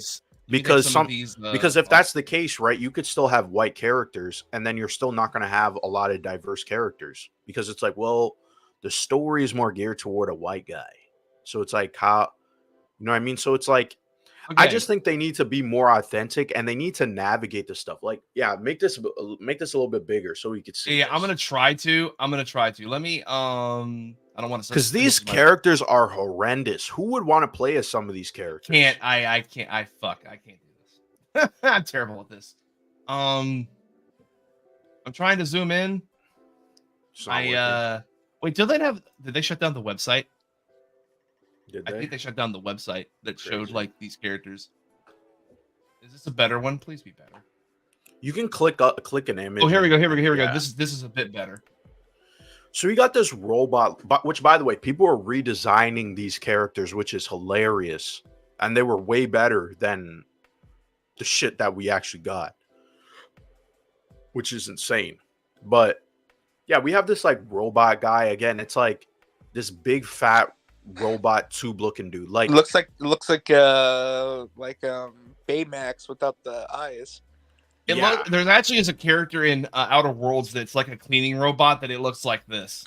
Or what was that? What was that yellow robot in Ratchet and Clank Rift Apart? The female version of Clank. I don't know. I can't even remember the name. But it was also like a big yellow robot. Yeah, it turns into a mech. Yeah, like a bigger muscle version. So this is One Off. This is the name of the character. It's One Off. One Off. Like, what is that even supposed to mean? More like rip off. Well, he was a one-off. Shit is dead. Like this is the character that is so. This is Baz. Insulting, in my opinion. This is Baz. The design. This is what people are pointing out too. The body design of it, it's like supposed to be more realistic, but yet the characters are like, you know, it's like Guardians of the Galaxy, right? They have these funky outfits, and you know, it's very pseudo Guardians is what people were saying about it. Yeah, but the thing is, it's like when you have these characters wearing this, they look like cosplayers. They don't look cool. They don't look like the movie or the game version that you're playing. They look like cosplay. That Wish version. Yeah, the Wish version. It doesn't feel like this could have been a cool character if, you know, it was designed in a way where. And also the hair. I hate the fucking hair. And they put the. I was about to say that at least it ain't the dreads. The hair, the. I just say, by the way, that shoulder pads, like. Now I am going to generalize here a bit, and I apologize for this, but every woman that I've ever met that has this haircut, bro, they're the ones that want to see your manager. They want to cuss your ass out. Like they want to go at you. Is what I'm getting at. Like, bro. Like I don't know. I don't know. I don't know about that, but hold on, is this another one? Yeah, this this is generic. You could have dropped this in any other game. It looks like a Call of Duty or an Apex Legends. Exactly. Apex Legends skin, bro. Like, we're gonna go. Okay, so again, this guy, the controversial one. Yeah. Why does it look like Ned? Yeah, Ned. He looks like Ned from But the way Spider-Man. he was standing in the main, the main screen where you see all the characters, and he's got this round looking beer belly. It was like, Oh who shit! Very wants to off-putting. Wait, yo. Why is the CEO of Sex in this game? Why is he? But again, Daw. His name was Daw. What was the other Yeah, one's name? another uninspiring name. Like, Baz, Daw, and then we got De Veers, which again, this is just generic. Not the coloring too. Like, it's just bad. You know what I mean? Like, not Yeah. very. This character too is just like Looks like Michelle Sindel. Yeoh holding a gun. Like, what the fuck is this? Well, it looks With like the it looks purple, like like- Sindel. This character is by far the worst design. By far. Like, every time I see this character, I mean- wonder, did they expect someone to play as this character? I would Probably. never pick this character. It looks now, so I will bad. say, like, I low key kind of fuck with this design, but only because like I like the way the clothing looks. Like, I like the way it looks. But Mhm. other than that, it's just a person. Like, it does, like you said, it doesn't look that. But it doesn't out there. even tell you who the character is, like what they're wearing. It doesn't tell. By the way, this whole game was about we're gonna have story cinematics right before you play the game, and it'll tell you about these characters. But the way that the characters are designed, you won't even know their story. Like, it doesn't show their They blend personality in at too all. good. Like in those cutscenes we watched when they announced this, like they blended in too well. Like, they didn't stand out in a way that like you're drawn to watching them on the screen than the whole Right. screen. Or you're like, oh, who's this character? They look, Yeah. mysterious or whatever. This character too looks goofy as hell. Wait. I think I saw her dad in Gremlins. I think her dad is one of the Gremlins, y'all. Bruh, looks Must like be a a troll Yordle. from Troll 2. She's That's a what she Yordle. looks Don't like. feed her after midnight. Like, the green skin, like the ears could be cool. Okay, you can have a character like that, but the way the skin looks like, I'm not a fan of. It looks almost like you have like a darker tone green, and then it has looks like I can't tell if it a looks lighter like green. amphibians. It looks like it's amphibian skin or like with some fur. Like, are we trying to go for like a dinosaurs with fur look? Like, right. And then they gave her purple hair, which purple and green. It Also, like, I'm just gonna be know. honest. That haircut, though, again, like they're going with. I'm gonna be honest. I know what these hairstyles are. These are very progressive hairstyles. Like, But these they're are like not- young. These are like young progressive hairstyles. Like, But like, real would for real. someone in space wear these types of hairstyles? Like, they're I don't not think so. very inspiring. They just are kind of like, yeah, what is like progressive and trendy? That's the vibe that I get. This character too, like, who the hell is this character? You know what I mean? Django Unchained in Yeah. space. Like, Well, what the I hell was is gonna say this? Jonathan Too, Majors like, looks like I know- Jonathan I know Majors this found is work after all. Yeah, and I know this is not the best comparison because they have IP to work off of. But Right. when you look at the character designs and how characters are designed in this versus how characters are designed in Marvel Rivals, which is also a similar genre and type of game, it's just that art style is just more visually appealing. Right. know? Even Overwatch and Apex, which are the two like top ones, like their designs of characters stand out. Like, there's a reason why Overwatch Right. blew up when it did. Each character feels unique. They feel like, damn, this is a dope character, and they're still doing that. Like, I don't even play Overwatch, but they're still doing that. They're introducing characters like that are They're bright. interesting. They have a good color contrast. Yeah, They have They different blend also well. body types that are exaggerated. Yeah, it's more it's a way better design that is more welcoming, and it's kinetic. It fits the style of You the wanna know game, what's and it also fits the interesting? style of the. Yeah, go say this. I'm gonna. No, keep no, this. well, it goes along with what you're saying because we were just talking about this. This is going for ultra realism. Overwatch isn't. Mhm. Apex, even to an extent, Apex is kind of going for that in between. I feel like Apex is going for Right. realistic looking people, but the designs are definitely, I mean, hell, some of these look like Saturday morning cartoon villains to me. Right. Well, I was gonna say this too. Some of these characters, based on how they look, how do they play? Like this character, she has a gun. She's pretty lean. Okay, but like, what does that say about her character? What's her special ability? Is it just the gun? But everybody's using a gun, so how is that special? So, what It's again? What is Suicide this Squad all character? over again. Like, you can't when you visually look at the characters, you should be able to tell. Okay, yeah, they're cool, but you'll understand their gameplay through what you're looking at. Does bro come from a fungus planet? He Yeah, looks like a mushroom. Like, this is a character that, again, you would almost, this would be like a background character, or an NPC like, you would shoot and kill. This one has probably the most personality out of any of them, and like, he's a Han Solo type ripoff. And he's still kind of. I think what they should have done with this character is get rid of the human looking face and give him like a more alien, weird looking. Give him a You know what I reptile mean? face. Give him Yeah, more reptile features. face. Yeah, that would have been a little bit more interesting. I think his skin color too is a little too dull. It needs to be a little bit more vibrant. His Same thing scale with his color is that jacket. of like his scale color is that of like of actual lizards and crocodiles and stuff. That's what I'm saying. Like, he's Right. very reptilian in nature. Give him a bit more of a snout instead of a human mouth and stuff. And Like that would have been cool to have a crocodile Han Solo looking character. That Yeah. would be pretty cool. It kind of fits, right? But yeah, like, what the hell is this character? This character to me, you know what this looks like? Do you remember that game that was made by the Rick and Morty guy who got canceled? oh, there's a- this is the- that space game. Yeah, the mask of it looks like that game. It has you Oh, wear yeah, a High mask on like it. Life, just High on Justin. life. Yeah. But again, it's mean, like the and then body and the helmet. This is the second character that I think has like the most like. It's yeah, just recognizable. it's Harambe. With It's face Harambe paint. with a gun, Yeah, and his name is Starchild. I hate the name Starchild. It's just I hate it too, like, too. It's Star Lord, Starchild. Like, they've Yeah. trying way too hard.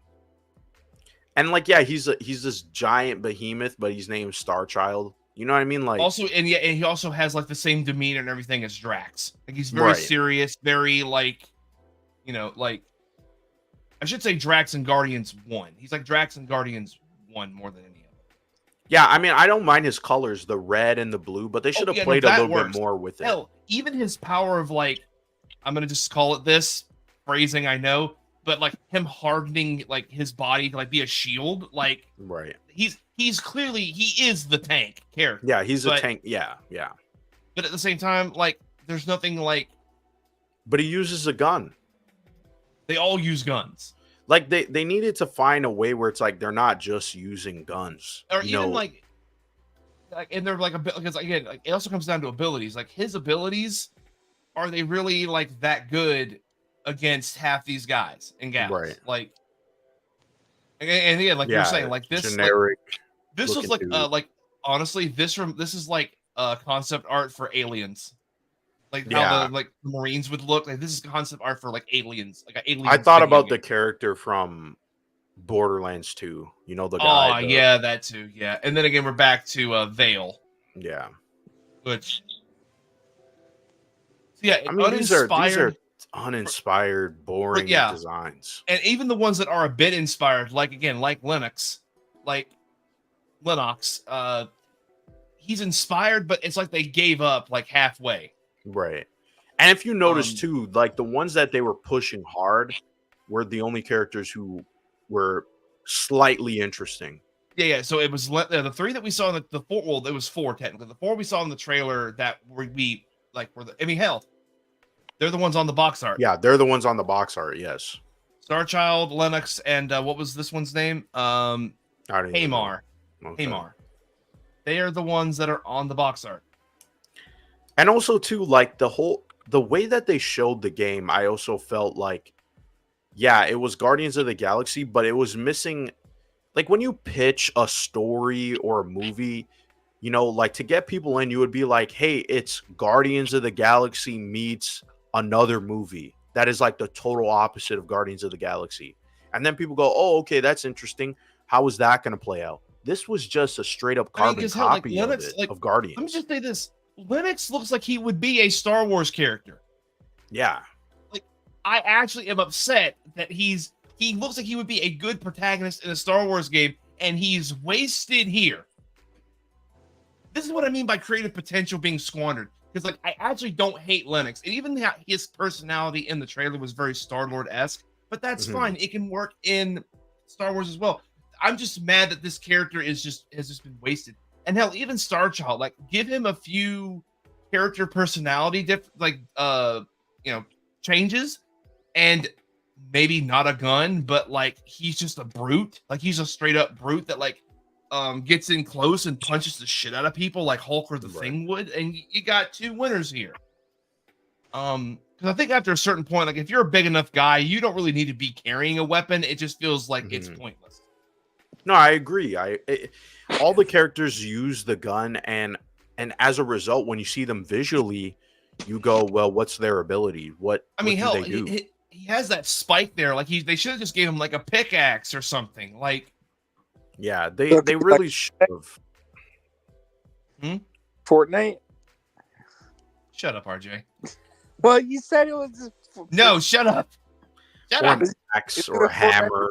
Hey guys, the next guest characters from Fortnite are here. It's the characters from Concord. And you know what's funny? They still have that episode in Secret Level. Which Sony paid a lot of money to get that episode in there. They were betting so heavy on Concord being better than Helldivers. How much you want to bet that's going to be the worst episode? You know, again, I told you it would be even more hilarious if that was actually one of the best. Yeah, you did tell me that. Yes, it would be so funny because, like, damn, this is what this should have been. Yeah, that would be funny as hell. I don't think it's gonna beat the essentially what's gonna be like the PlayStation All Stars episode where like Kratos is gonna potentially meet like Cole McGrath and like other PlayStation characters. Like that's gonna be hype. But no, Sony bet, and what I hate to say it, but especially with everything we've also talked about this year, I think Firewalk is going to be turned into a support studio.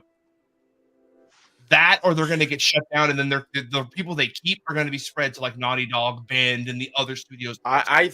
This is why I think my prediction. I think they will try to put this out and see if it works free to play it. I don't know when they'll do that. I'm going to say next year, because honestly, if I was like the director on this project, I would say you got to redesign the characters, and I think you need to potentially redesign the maps and find a stronger hook than just Guardians of the Galaxy. Like there needs to be something else that gives it its uniqueness. And so yeah, they got to do that. Do the free to play, add some skins, make the characters look more interesting. If that fails, then yeah, I would just get rid of the I don't think this game's coming back. I really don't. You don't think so? That's possible. I'm not gonna argue against that. I think they're gonna try. I think they're gonna spend some time looking at it, but I think eventually they're just gonna cut their losses. I don't think there's any recovering from this. I don't. The studio spent a lot of time money on this, but just and then Sony spent money on it. I don't see how it comes back. I just don't. Again, like I think they'll try to retool it, but I mean, and I'm going to be completely honest here because I'm not going to play biasness, because I don't have confirmation bias, despite what critic may think. One person, even Helldivers right now is struggling because fucking Arrowhead is nerfing all the goddamn guns, like they're just fucking with the natural order of things, and it's pissing the fan base off to the point where they're like, bro, I don't have to play your game, like. The nature of live service. I have Space Marine 2 to play now. Right, yeah. There's other stuff to play. Exactly. So, like even Arrowhead, even Helldivers 2, which was a big success, and it is a fun game to play. Like people got Astrobot, people got Space Marine 2, Metaphor's coming out at the end of the year. You have Wukong that came out. Like there's Silent Hill 2. There's a bunch of other games coming out. 5 people that are going to play Silent Hill 2 remake. I hope it's good, because I have witnessed the narrative just be absolutely spun from this game looks like trash to like this game is going to be one of the most faithful remakes. I'm like, what happened here? What happened? The Digital Foundry video was pretty interesting, so I'm like, please be good, just please be good. Because we said all it has to aim at like a 8. A 7, I'll be fine. I'd buy it. I don't care. But this franchise has been through the mud. They Yeah, it fucked has. with Silent Hill like way too much. So, but I don't know. Like the gaming industry, I feel like the executives spend all this money thinking that they have guaranteed hits, and then they don't. The creative teams are, I mean, calling them creative is, I mean, that's not even accurate. Like whoever Concord was literally could have been generated by Chat GBT. You know what I Yeah. mean? Like it's so uninspired. It's not interesting. Doesn't say anything unique or you need to play this game because it has this interesting gameplay hook. Some of the gameplay hooks that they had where you're like, I don't remember what that mode was, but there's like a card mode where you play as different versions and it's like elimination, but every time you die, you lose a card. So you have to play as a character you don't necessarily want to play as. It didn't sound fun to me. It was just like, okay, we need a unique mode for our game. And so let's just come up with this bullshit. But making these live service games, like I really hope we see the day where it's not profitable. Like it's just like there's too much money that goes into this stuff. It's like MMOs. They stopped making those What's not because profitable? What's not profitable? Live service? live service games, yeah. Because I it's mean, it's just been too a much thing, time it takes and too bro. much Like, money. I didn't realize how long these fucking things have been around, but like they've been around for a hot minute. No, they've been around. I don't think they'll ever go away, but I'm saying to pursue it, like all these companies being like, we need, several live service games. Like, I can't wait for that to go away because, like with MMOs are very hard to make and then maintain. And so as a result, many companies stop chasing them, right? The people who are like around day one, they're still around, right? Warcraft, etc., right? DC So, Universe Online. yeah, but you can't to Jesus make Christ. a new one is almost near impossible because you need to have so much content for people. The spades, it's the same thing with this live service stuff. Those that were first to the party are going to be the ones that stick around forever. Right. Which good news for you, RJ. Fortnite will be around until we're all 100. Yeah, Well, yeah, pretty much. But I can't believe I've been around for the 1 billionth season pass. But how long have you been playing this game? Yeah, bruh. But Sony should be more investing in the blue ocean strategy. Like, if you're gonna do a multiplayer or live service game, maybe it's time you innovate. Do a genre that you wouldn't have or isn't we're not accustomed to seeing. Or follow me on this. Watch me work here. Go back to a genre that is seeing a resurgence and that you have a prolific impact in platforming. Right. And especially since the game that's selling gangbusters is coincidentally a platformer, which by the way, I've seen what some of the guest characters may be in Astrobot. I kid you not, one of them was Croc, and I almost threw my phone. Bruh. Croc is making the comeback in 24, baby.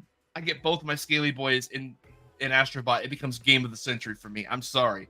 But no, but again, I agree with your point though, bro, because here's the thing. PlayStation has such a illustrious history already at 30. They could pull a Nintendo. They really could. They could just be like, we're gonna just make our own market. We have our loyal diehard fan base. We're just gonna do this, and they could coast. They could. They really could just coast in that sense. They could coast, but they're choosing to coast in the greedy sense, in the sense of, again, let's charge $800. I'm not even saying $700 because I know most people are going to buy the $700 version, but for those diehards that have a physical collection, we're spending $800 on a system that, again, unless you take a microscope to your OLED TV, you are not going to notice that difference. Right. They're choosing greed over that. And yeah, and again, and Nintendo is not perfect. They have done a lot of shitty things in the past, but I'm just saying when it comes to their game quality, for the most part, it is solid. It is solid. And the lowest a Nintendo game goes to is from great to good and maybe even okay, but never like god awful. Right. I mean, yeah, I think they could learn something from Nintendo. I also think they just need to find a balance. They instead of investing in Bungie and Firewalk and whatever that bullshit game is, that by the way is also probably going to be like a Concord. Fair, what was it? Fair play, fair games. Yeah, something like that. Again, that's probably also going to flop, right? Unless it's really good, it has an interesting gameplay and it's like addictive. But if it doesn't, it's just going to flop. And the reason why is because PlayStation is not doing what they were doing before. What made them PlayStation, which is to experiment, to make whatever the fuck and let it. And if it sticks, then it sticks. And when you can do that on a smaller budget, it's not a risk because, okay, you spent, this is just an example, right? $1 million, right? And that's nothing because you're $1 billion company. You know, if it succeeds, then you just made a shit ton of profit. If it fails, whatever. Yeah, that's what it should be. The high risk, high reward trapeze set is going to come crashing down hard, and it is crashing down. We are seeing it in real time. But for those that don't believe Braille, the best example I can give you that PlayStation used to do this is Astrobot. That game is a celebration of 30 years of PlayStation. Vin Ribbon is in there. Legend of Dragoon is in there. Jak and Daxter's in there. Sly Cooper's in there. And yes, Last of Us and Uncharted and the more recent IPs are in there too. But when you look, there is some deep fucking cuts in that game. Yeah. Polygon Man is a deep PlayStation cut that if you weren't around, like, bro, like, you don't know who the fuck this character is. Like, Polygon Man was the first mascot for PlayStation. And he was infamously hated by even the president of PlayStation. He hated that fucker. But still, he's in that bitch. Like, PlayStation, again, I've said this how many times on this damn show? PlayStation is the only company in the gaming space, because they've been around as long as they have, that could actually go word for word, bar for bar with Nintendo on IPs. You got Mario and Zelda, we got Jak and Daxter and Sly Cooper. Or better yet, because this is the better comparison, we got Jak and Daxter and we got Horizon, because Horizon's kind of like a Zelda. Yeah. Right. Well, the issue is too, though, with some of the stuff, though, I would say, is that some of the developers genuinely want to make some of these games and they don't want to go back to the older stuff. You know, some of them do want to just focus on Horizon versus Killzone. Some of them do want to make Ghost of Tsushima 2 instead of Sly Cooper. You know, then you see throughout, like, again, I shared this list a while back of all the canceled sequels to certain IPs, like Killzone, like Sly Cooper 5, like, and they weren't pursued for one reason or another. But I guess because we're already going almost 2 hours here. Yeah. But I want to say one point to RJ, right? Because the reason why some of these IPs never came back is because the studios who built those IPs moved on, which is perfectly fine because that's what made PlayStation. Naughty Dog, after they finished Crash, they went to the next thing, and they kept going, and that's why we got so many good games from them, and that's fine. But PlayStation could easily take that IP and give it to a smaller studio and say, make us a game, right? We'll oversee it. We'll, produce it. Do the Nintendo approach, because that is one, you're going to get more games from it. And on top of that too, it's still your IP. Yeah. So, and that's one thing they stopped doing. And I think we talked about this like last month or so, Brill. Like, PlayStation stopped doing that with their IP, because they used to do. They did that with like, and it's funny because they're putting them back on PlayStation Plus. But like Jak and Daxter: The Lost Frontier, Daxter, Ratchet and Clank, was it Size Matters, and Secret Agent Clank were all done by a third, and even Sly Cooper Thieves in Time were all done by an outside game studio, and they oversaw, for the most part, development. Not to the extent Nintendo does, but they still oversaw development. Right.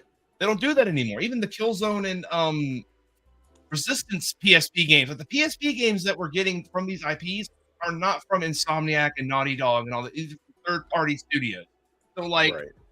you would think with how well they're selling on the system, on the when they're being repurchased on PlayStation 5, PlayStation would see that and be like, there's a lot of people investing in not only the older games, but they're investing in them that are made by third party. Maybe we should do that because that would also help cut. I feel like that would also help cut some costs because if you're like, I don't think Sly 5 budget should be the same as Spider-Man 2 because Spider-Man 2's budget didn't even have been that to begin with. But like well, you that's the issue too. These budgets are so big and unnecessarily so, where they need to start making more AA budgeted games, like smaller experiences. exactly, because Astrobot, and I think that's what I was going to end on was a more positive note, is that it's in the silver lining of everything, but in between all of this, I think the backlash to this PS5 Pro news is good. What in my head, the best case scenario for everything to happen is we've already seen Concord fail and Astrobot succeed. That if Sony ignores that, they are so tone deaf that there is just like there's almost no hope until new management comes in. Right. But Astrobot is beating out Concord, and the next thing that would help Sony wake up, I think, is if it's gonna sell. I'm not saying it's not gonna sell, but if it sells below what their expectations are, that will absolutely wake them the fuck up because that's the big money. Because that's like $700 a pop, $800 a pop, excuse me.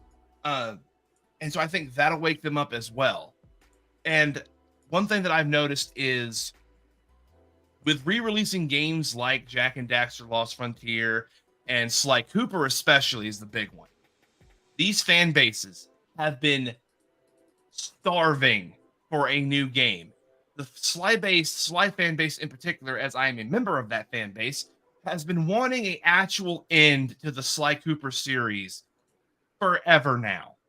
And I have seen some people suggest that with how well Sly Cooper has sold, Sly 2 and 3 are obviously coming to the system as well, probably later this year. Mm-hmm. If all three of those sell well, that is going to tell Sony, hey, we want a new Sly Cooper game. We will support it. There's a couple of ifs there, but for the most part, we'll support a new Sly Cooper game. Bring Sly back. Bring Jak back. Bring the PS2 greats back. Go back to basics. That's the best way I think we should put it, is that with people voting with their wallet, we could see PlayStation hopefully go back to basics.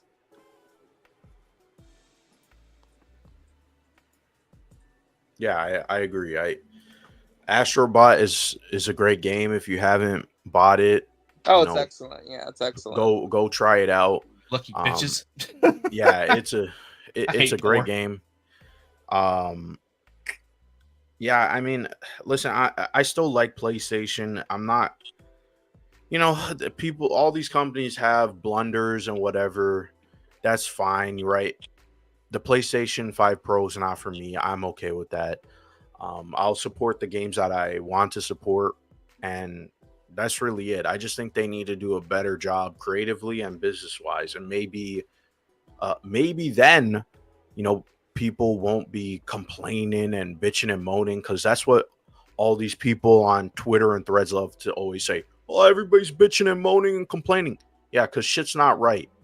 That's when people start complaining. Okay, so, but yeah, I mean, at least there's still Astrobot, right? That is like the shining light, right? I do hope it gets nominated for Game of the Year. So I don't know if it'll be nominated for Game of the Year, and I'm not saying that it doesn't deserve it either. I'm just saying I don't think it'll do that. I do think it'll be up for Family Game, and it'd be crazy if PlayStation to throw Nintendo in that category. I mean, it is the highest rated Game of the Year, so that's actually fucking crazy. Yeah, I mean, I think it does deserve some nominations because it's like Nintendo is usually so good with the quality of their games, like the little details and the creativity, and this is almost on par with Nintendo, which is insane to say. So they deserve it. Team Asobi, like whatever next game they got, they're gonna be cooking. They're I'm straight gonna Yeah, be I'm cooking. definitely adding Team Asobi to the Mount Rushmore of PlayStation Studios now because they showed they can cook. And the thing I love most about Team Asobi is, and I'm sorry, I am such a nostalgic little bitch when it comes to this. The image that came out with the articles that shows their dedication and love for PlayStation as a like in the history of it. They have which by the way, this company no longer makes this shit because PlayStation told them to stop. But the gaming heads, Ratchet and Clank and Spyro statues and the Jack and Daxter statue, like those are really good statues. But it just shows how much they love PlayStation. And again, I didn't know that Team Asobi was made up of what was remaining of Japan Studio. Mhm. So even Japan Studio, neutered and like dismembered, still cooks better than like most of Yeah. these other companies, bro. Yeah, It's it's great. wild. Well, that's because they have creative and talented people who, oh, guess what? They like PlayStation. Oh, Yeah, yeah. God forbid they like PlayStation. Holy shit. Mhm. Yeah. Uh, Yep.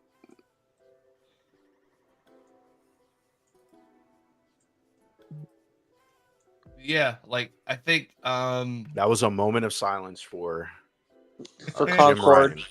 Oh, I was gonna say Concord, but that works too. what did you say? A moment of silence for Jim Ryan or Concord. Lying, crying, Ryan.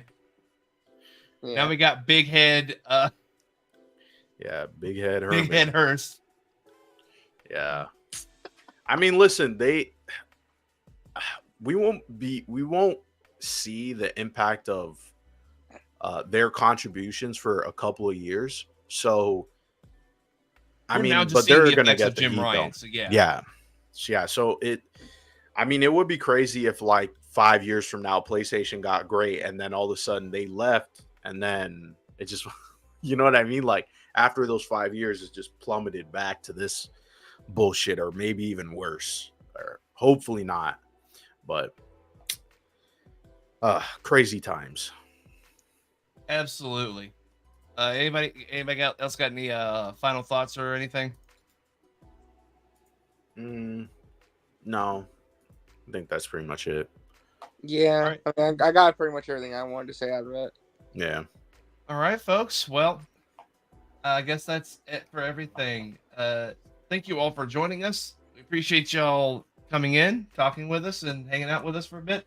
Like we said, don't expect this to be back on the regular.